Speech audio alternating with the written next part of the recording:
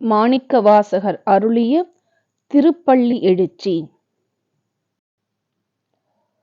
கூவின பூங்குயில் கூவின கோழி குருகுகள் இயம்பின இயம்பின சங்கம் ஓவின தாரகை ஒளி ஒளி உதயத்து உருப்படுகின்றது விருப்பொடு நமக்கு தேவ நற்செறி கழற்றாலினை காட்டாய் திருப்பெருந்துறை உரை சிவபெருமானே.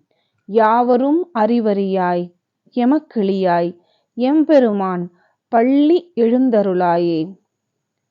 அதிகாலை பொழுதினை அறிவிக்க குயில்களும் கோழிகளும் கூவுகின்றன.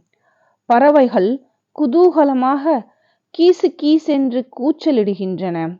சூரியனின் வரவால் நட்சத்திரங்களின் ஒளி மங்கி விடியல் தொடங்கிவிட்டது. அடியார்கள் திருக்கோவிலில் சங்கை ஊத தொடங்கிவிட்டார்கள்.